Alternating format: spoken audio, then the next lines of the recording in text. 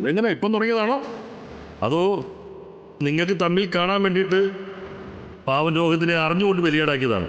ഇനിയിപ്പോൾ എങ്ങോട്ടാ? പാർക്കിലേക്കോ ബീച്ചിലേക്കോ അതോ ഏതെങ്കിലും ടൂറിസ്റ്റ് ഹോമിലേക്കോ?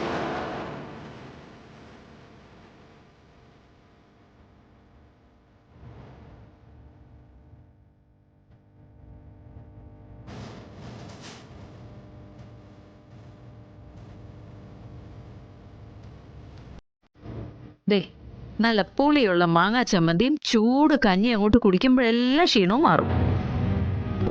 മോളെ ഇതങ്ങ് കുടിക്കേ, ഇതുവരെ ഒന്നും കഴിച്ചില്ലല്ലോ. അത് ശരി, കഞ്ഞി കുടിക്കാതെ ഇവിടെ ഇരുന്ന് കരയാനാണോ പുറപ്പാട്? ആ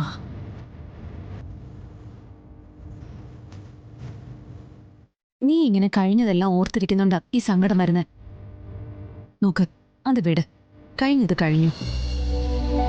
ദേ നീ ഇങ്ങനെ സങ്കടപ്പെട്ടിരുന്നാ ഞങ്ങൾക്ക് സങ്കടം വരുവേ. അങ്ങനെ കൂട്ടത്തോടെ സങ്കടപ്പെട്ടിരിക്കാനാണെങ്കിൽ പിന്നെ അതിനെ നേരം കാണൂ. മനുഷ്യന് ബുദ്ധിയും വിവേകവും തന്നിരിക്കണം എന്തിനാണെന്നോ? ആവശ്യമുള്ളത് മാത്രം ഓർമ്മയെ സൂക്ഷിക്കാനും അല്ലാത്തത് മറക്കാനും. അത് കൃത്യമായി നോക്കുന്നവർക്കേ ഒരു സങ്കടവും ഉണ്ടാവില്ല. ക്ഷമേ, സംസാരിച്ച് തീർക്കാവുന്ന പ്രശ്നമേ ഇപ്പൊ നിങ്ങളുടെ ജീവിതത്തിൽ ഉണ്ടായിട്ടുള്ളൂ. കാര്യങ്ങൾ മനസ്സിലാക്കിയ രോഹിത്തിന് തോന്നും നിന്റെ കയ്യിൽ തെറ്റൊന്നുമില്ല, ആവശ്യമില്ലാതെ തെറ്റിദ്ധരിച്ചു പോയതാണെന്ന്. പിന്നെ ഞാനിന്ന് ചില്ലറ ഓട്ടോ ഒന്നും അല്ല ഓടിയത്. എത്ര പേരോടാ ചോദിച്ചേ? കളക്ടർ ഔദ്യോഗിക കാർ ഉപയോഗിച്ച് അനിയത്തെ തിരക്കി നടക്കുന്നതിന്റെ ഒരു ഫോട്ടോ മാത്രം ഇട്ടാ മതി. ആരോടൊക്കെ ഈ കുഞ്ഞേച്ചി സമാധാനം പറയേണ്ടി വരുമെന്നറിയോ? അതുകൊണ്ട് ദയവേത് ഇങ്ങനെയുള്ള സാഹസം ഒന്നും കാണിക്കരുത്. അതെ, അല്ലെങ്കിൽ തന്നെ ആവശ്യത്തിൽ കൂടുതൽ ശത്രുക്കളെ ഞാൻ ഉണ്ടാക്കി വെച്ചിട്ടുണ്ട്. എന്റെ ഭാഗത്തുനിന്നൊരു വീഴ്ച വരാൻ കാത്തിരിക്കുക എല്ലാവരും. അതുകൊണ്ട് ഇമാതിരി പ്രവൃത്തികളൊക്കെ ഇന്നത്തോടെ നിർത്തിക്കോണം. ഇത് പിടിച്ചേ, മോളിത് കഴിക്കേ. അമ്മ അവിടെ വെച്ചേക്കാൻ, ഞാൻ കഴിച്ചോളാം.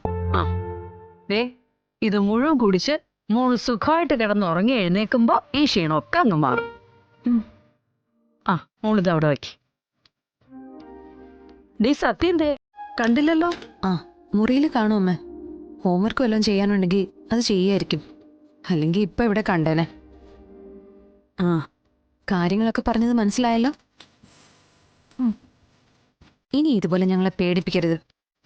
നിനക്കെന്തെങ്കിലും പറ്റിപ്പോയാലും ഞങ്ങൾക്കെന്തെങ്കിലും വന്നുപോയാലും ആദ്യം സങ്കടപ്പെടേണ്ടത് നമ്മൾ 3 പേര് മാത്രമാണ്.